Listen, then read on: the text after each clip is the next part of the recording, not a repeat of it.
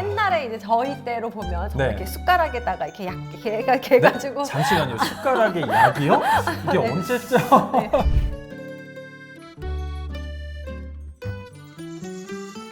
안녕하세요. 골든 클래스 육아대디 이강식입니다. 네, 여러분들 반갑습니다. 붕어빵에 팥이 빠지면 안 되겠죠. 골든 클래스에는 이분이 빠지면 안 됩니다. 김선진 팀장님, 안녕하세요. 안녕하세요. 아이벤의 중앙연구소 김선진입니다. 반갑습니다. 네, 반갑습니다. 벌써 이 향기로운 팥 냄새가. 팥이에요? 네, 네. 아름다우신 팥 같은 느낌입니다. 감사합니다. 저희가 오늘 더욱더 무거운 책임감을 가지고 엄선된 주제를 가지고 왔습니다. 네. 바로 오늘은요. 아이 영양제에 대한 이야기를 준비했어요. 네. 사실 제가 이제 아이를 키우면서 예전을 생각해 보면요. 한 6개월마다 한 번씩은 고열로 응급실을 갔던 기억이 나는 것 같아요. 그때마다 아내랑 함께 우리가 뭘 잘못한 거 아니야? 네. 영양제 먹여야 되나 아니면 유산균 같은 거 먹여야 되나 이런 고민들을 참 많이 했던 것 같아요. 네, 맞아요. 또 아기가 좀 뭐 이렇게 말이라도 잘 해가지고 엄마 나 어디가 아파 뭐 좀 줘 뭐 그러니까요. 이러면 속이라도 시원할 텐데 엄마들이 지금 이제 이걸 우리 지금 아기 나이에 원령에 먹여도 되나 이게 필요한가 이런 부분에 대해서 지금 고민들이 많으실 것 같아요. 저도 동감하는 게요. 실제 제 아이가 이제 변비에 걸린 적이 있었거든요. 근데 네네. 이때 유산균을 이거 먹여야 되는 거야? 아니면 먹인다고 하면 뭘 먹여야 되지? 그런 생각이 들더라고요. 네, 그러니까 아이가 어릴수록 이제 뭐 특히 변비 이런 부분들 때문에 이제 고민을 하실 때 네. 유산균이나 영양제를 먹여도 되는지 고민들을 많이 하시는데요. 일반적으로 이제 변비의 경우를 예를 들자면 모유를 먹이시는 경우에는 조금 걱정이 덜 하실 거예요. 왜요? 모유 먹이는 아기들 같은 경우는 모유를 먹는 아이들은 대부분의 변성이 조금 무르게 나오는데 분유 수유 아들 같은 경우에는 이제 변성이 조금 동글동글하게 나온다든가 변비처럼 나오는 네. 경우들이 있어서 이걸 유산균을 먹여야 되나 이런 부분은 조금 고민을 많이 하실 수 있는데요. 일단 저 같은 경우는 6개월 미만, 특히 아기가 만약에 100일 미만이라면 유산균을 먼저 먹이시는 거는 권해드리지는 않고요. 일단은 제가 저번 시간에 말씀을 드렸던 이제 아이가 변성이 무를 때, 될 때 농도 조절을 네. 조금씩 해보시라고 말씀을 드렸던 부분이 있어요. 그걸 먼저 실행을 한번 해보실 거를 말씀을 드려요. 그래서 아이가 변이 너무 되다라고 하면 분유를 조금 진하게 한 스푼에서 반 스푼 정도 조금 더 진하게 타셔서 한 일주일 정도까지 한번 먹여보시면서 변성을 한번 살펴보시면 좋고요. 네. 그래도 안 잡힌다. 그런 경우들이 있어요. 그래도 안 잡힌다 하는 경우에는 유산균을 같이 그때 이제 추가로 들어가시면 훨씬 좋습니다. 그렇다는 거 일단은 바로 유산균을 먹이지 말고 네. 이것저것 시도를 해보고 그쵸. 먹여라 네, 라는 왜냐하면 말이군요. 아기들 같은 경우에는요 6개월 미만 특히 100일 미만인 경우에는 엄마한테서 태어나면서부터 되게 좋은 유산균을 많이 가지고 태어나요. 그렇기 그게 때문에 6개월까지 가는 거예요? 네, 그래서 굳이 먼저 막 먹여주시지 않아도 이미 좋은 게 있는데 농도가 안 맞아 있을 경우가 네. 있으니까 그렇게 먼저 한번 조정을 해보시고 그렇게 했음에도 불구하고 잘 안 맞는 경우들에는 유산균이 추가로 들어가면 좋은 거죠.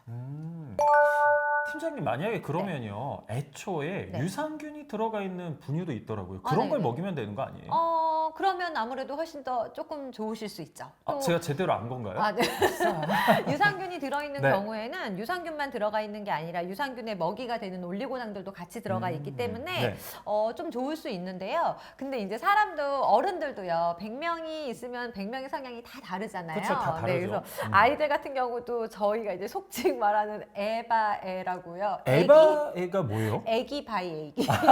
애기별로 다르다. 그러니까 케바케라고 하잖아요. 네. 그래서 성향들이 다 다르기 때문에 어떤 아기들에게 있어서는 올리고당 함량이라든가 유산균이 들어가 있는 분유가 잘 맞을 수 있지만 어떤 경우에는 오히려 변성이 너무 묽어질 수도 있기 때문에 그러니까 아이의 상황을 조금 보면서 선택을 해주시는 게 훨씬 좋습니다.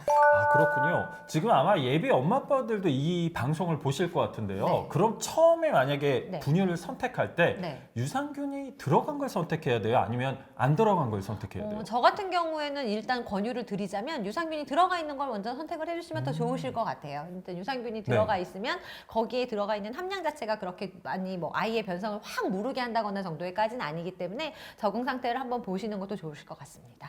그렇군요. 제가 진작에 이 방송을 봤었어야 되는데요. 저희는 이제 유산균이 안 들어간 분유를 좀 먹였었거든요. 그러다가 이제 유산균이 필요해서 하는데 아내랑 좀 생각이 달랐었거든요. 네. 아내는 유산균을 같이 섞여서 먹이자. 근데 저는 아니다 부담될 것 같으니까 텀을 두고 좀 먹이는 게 좋지 않냐라고 얘기를 했는데 네. 제가 맞는 거 아닌가요? 아니요, 그거는 뭐 두 분 다 그냥 굳이 싸우실 필요가 없는 그 싸울 네. 필요가 없는 거예요? 논쟁의 여지가 없는 상황이고요. 어떻게 네. 먹이셔도 상관은 없으세요. 근데 음. 이제 우리가 다 애를 키워봐서 알지만 네. 그 분유나 이유식 외에 무언가 따로 과자 같은 간식이 아닌 이상 아이에게 무언가를 따로 먹이시는 게 상당히 조금 힘듭니다. 그쵸, 진짜 힘들죠. 옛날에 이제 저희 때로 보면 정말 네. 이렇게 숟가락에다가 이렇게 이렇게 해가지고 잠시만요. 숟가락에 약이요? 이게 네. 언제죠? 네, 그렇게 계속 먹이기도 너무 힘들었던 것처럼 그래서 이왕이면 그냥 분유에 같이 타서 먹이시면 한 번에 먹이실 수 있으니까 수월한 거는 있습니다. 근데 그게 더 좋다거나 네. 어떤 게 효과 부분에서 더 뛰어나다거나 그런 건 아니기 때문에 아기에게 엄마가 편하신 상황에 맞춰서 먹이시면 됩니다. 그렇군요. 그러면 아내 말을 잘 듣는 게 중요하겠군요. 그렇죠. 네, 그렇죠. 우리 시청하고 계신 전국에 있는 우리 남편분들 아내 말을 잘 들읍시다. 네, 저는 진입니다. 네, 여자를 위한 엄마들을 위한 엄마들을 함께하는 그런 방송인데도 노력하겠습니다. 제가 점수 좀 얻었겠죠? 네. 저 육아대디 강식입니다. 사실은 이렇게 유산균 얘기를 하고 있는데요. 네. 유산균이 우리 어른들도 굉장히 많은 종류의 유산균이 맞아요. 있잖아요. 네. 이 아기의 유산균을 고를 때 특별히 가장 중요하게 봐야 될 점이 어떤 게 있을까요? 일단 아기들에게 먹이시는 거기 때문에 안전성이 확보된 유산균을 먹이시는 게 제일 좋은데요. 네. 엄마들이 어떤 거니까 안전성인 거지라고 막 또 그러니까요. 고민을 어느 하실 거- 것 같은데 네. 분유에 보통 함유되어 있는 뭐 유산균 그리고 이제 뭐 아기들용이다라고 해서 나오는 유산균들이 있을 거예요. 그런 거를 먹이시는 경우라면 유산균주에 대한 걱정은 별도로 안 하셔도 됩니다. 어머님. 그래요? 네, 그거는 회사에서 이미 다 고민을 해서 그걸 넣어 놓은 거기 때문에 이 균주가 아이에게 뭐 안전할까 이런 네. 부분들에 대한 걱정은 안 하셔도 되고요.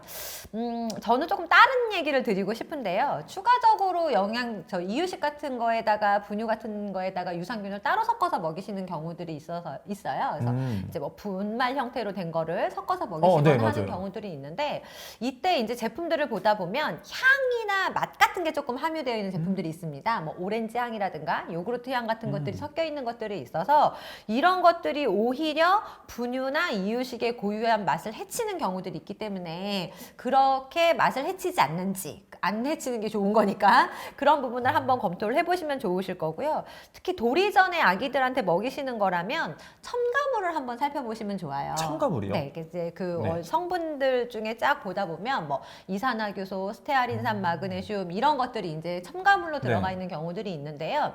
이 제가 말씀드린 대표적인 두 가지 성분 같은 경우는 영유아들에게는 먹이는 거가 권장되지 않습니다. 근데 이제 우리가 해서 분유 같은 경우에도 네. 다 허용된 첨가물이 있어서 그 안에서만 사용해야 된다라고 말씀드렸잖아요. 그래서 뭐 어떤 첨가물은 써도 된다. 네. 어떤 첨가물은 쓰되 얼마만큼만 써야 된다. 이런 게 우리나라 식약처에서 다 기준 규격이 정해져 있는 거거든요. 근데 도리전에까지 아기들한테는 아까 말씀드린 두 가지 그 첨가물은 사용하지 않게 되어 있어요. 근데 내가 유산균을 따로 먹이는데 그런 첨가물이 들어가 있다면 피하시는 게 좋은 거죠.